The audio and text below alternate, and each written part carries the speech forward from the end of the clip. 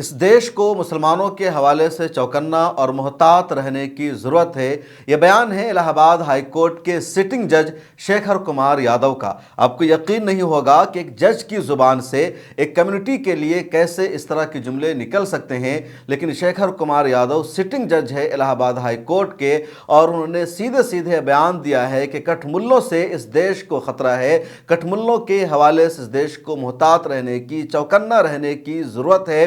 اس طرح کی جو بھاشا ہے بجرنگ دل کے غنڈے بولتے ہیں، اس طرح کی جو بھاشا ہے وشو ہندو پریشد کے لیڈر بولتے ہیں، بی جے پی کے نیتا بولتے ہیں، مسلمانوں کے خلاف نفرت پھیلاتے ہیں، زہر اگلتے ہیں، ووٹ بینک کی سیاست کرتے ہیں، دن رات مسلمانوں کو گالیاں دیتے ہیں۔ لیکن اس بار مسلمانوں کو گالی دینے کا کام، مسلمانوں کے خلاف زہر اگلنے کا کام الہ آباد ہائی کورٹ کے جج شیکھر کمار یادو نے کیا ہے۔ وشو ہندو پریشد کے ایک پروگرام میں شیکھر کمار یادو گئے تھے، ان کو بولنے کا موقع ملا اور انہوں نے اپنی تقریر کے دوران مسلمانوں کو اس طرح کی گالی دی، مسلمانوں کے لیے ایسا جملہ استعمال کیا۔ سب سے پہلے آپ سنیے۔ لیکن جو کٹھملا ہے جسے کہہ لیجیے آپ، سب غلط ہے، لیکن کہنے میں گریز نہیں ہے، کیونکہ وہ دیش کے لیے گھاتک ہیں، بگاڑنے والے لوگ ہیں، جنتا کو بھڑکانے والے لوگ ہیں، دیش آگے نہ بڑھے اس پرکار کے لوگ ہیں، ان سے ساودھان رہنے کی ضرورت ہے۔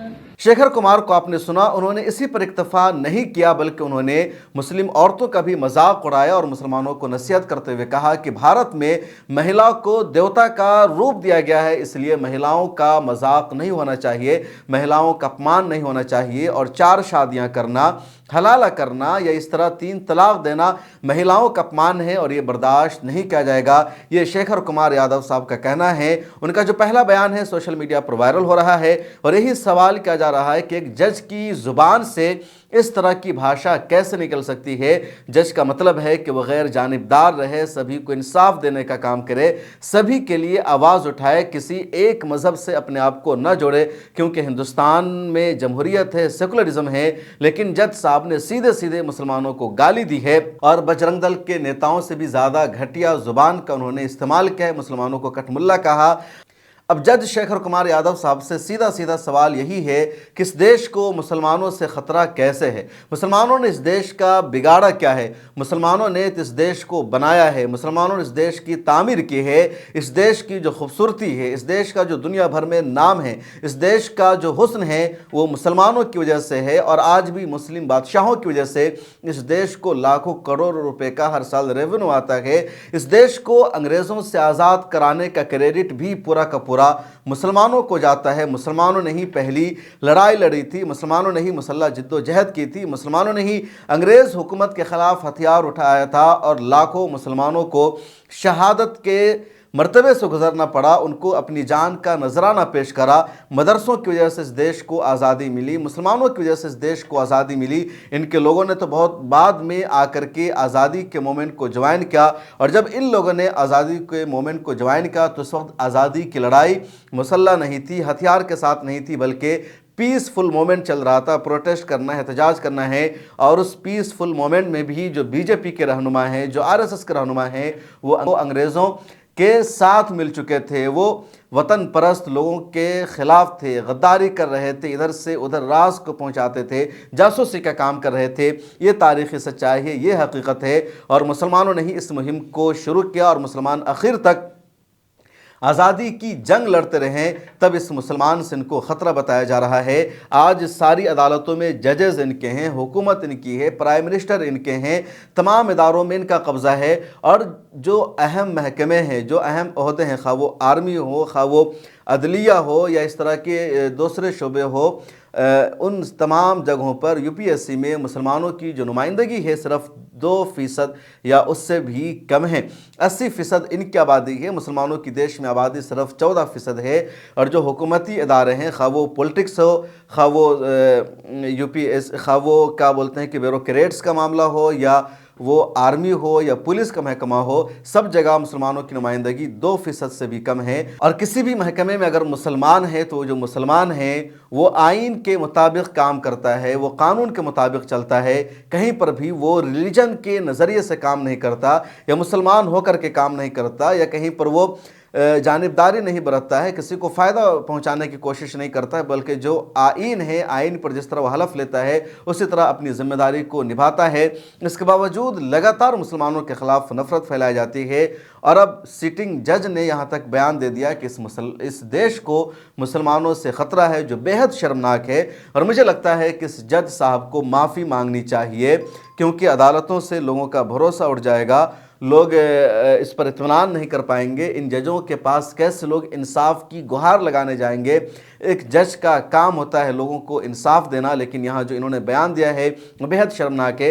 इसी तरह महिलाओं के हवाले से उन्होंने कहा कि 4 शादियाँ नहीं होनी चाहिए, 3 तलाक़ नहीं होना चाहिए, और क्योंकि देवता माना गया है, देवी माना गया है महिलाओं को, अगर महिलाओं को देवी माना गया है और उनका सम्मान होना चाहिए, उनको तलाक़ नहीं देना चाहिए, तो फिर जज साहब को हिंदू धर्म में जो तलाक़ देने का सिलसिला शुरू हुआ उसको ख़त्म कर देना चाहिए। और जो पुराना हिंदू धर्म है, जो पुराना हिंदू धर्म का रीति रिवाज है कि ज़िंदगी भर का साथ शादी हो गई तो तलाक़ का कोई ऑप्शन नहीं है, कोई सेपरेशन नहीं होगा, हर पूरी ज़िंदगी वो उसके साथ रहेगी, नहीं जा सकती है छोड़कर। ये जो कोर्ट के ज़रिए तलाक़ होती है, ये सारे ऑप्शन हिंदू धर्म के लिए ख़त्म कर देने चाहिए। जज साहब को ये कहना चाहिए था, ये मुसलमानों का मामला है, निजी मामला है।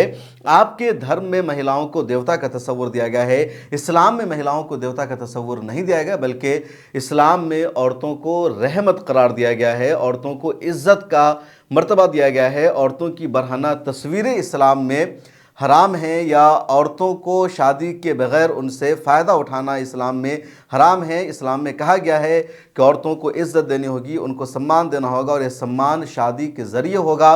किसी और औरत से अगर कोई रिश्ता रखा जाता है तो रिश्ता इस्लाम में हराम करार पाएगा, क्योंकि उस रिश्ता में औरतों का इस्तेहसाल होता है, औरतों का फ़ायदा नहीं होता, उनकी इज़्ज़त नहीं होती, उनका एहतराम नहीं होता है। तो इस्लाम ने एक्स्ट्रा मैरिटल अफेयर्स हो या लिव इन रिलेशनशिप का कल्चर हो, या इस तरह के तमाम रिश्ते को इस्लाम ने हराम करार दिया। और इस्लाम ने कहा कि तुम औरत को वाइफ बनाओ, तभी उसको इज़्ज़त मिलेगी, या जब तक वो बेटी रहती है बाप से इज़्ज़त मिलती है, या जब तक या फिर वो माँ बन जाती है तो बेटे के ज़रिए उसको इज़्ज़त और रिस्पेक्ट मिलती है। लेकिन एक औरत का अगर किसी मर्द से कोई रिश्ता नहीं है, मियाँ बीवी का भी रिश्ता नहीं है, तो वो जो रिश्ता है हराम रिश्ता करार पाता है, और उस रिश्ते में उस औरत का कोई फ़ायदा नहीं होता।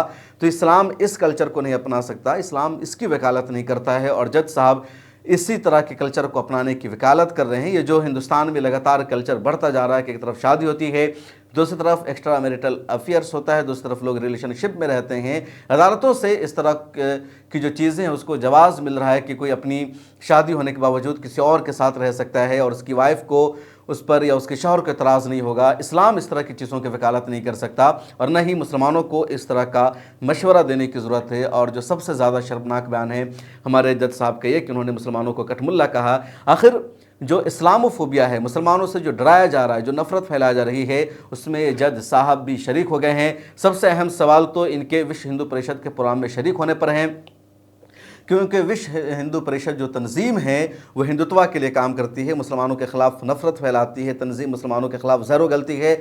ऐसे इदारों के प्रोग्राम में किसी भी जज के शरीक होने का कोई मतलब नहीं बनता, और शरीक होकर उनको समझाने के बजाय उनकी हाँ में हाँ मिलाना, उनकी ज़ुबान बोलना, ये और ज़्यादा शर्मनाक है। और मुसलमानों को कठमुल्ला बोलना कि मुसलमान कठमुल्ले हैं, देश के लिए ख़तरा है, जबकि इस देश के लिए हर कदम पर मुसलमानों ने कुर्बानी दी है, मुसलमानों ने आज़ादी दी है, और ये जो देश है मुसलमानों का देश है, और मुसलमान हमेशा अपने देश के साथ वफादार बनकर रहेंगे, वो कहीं और जाने वाले नहीं हैं। इस वीडियो में इतना ही। कमेंट सेक्शन में अपनी राय ज़रूर लिखिए और मुझे दीजिए इजाज़त। मिल्लत टाइम्स को जारी रखने और मजबूत बनाने के लिए हमारी आर्थिक सहायता कीजिए।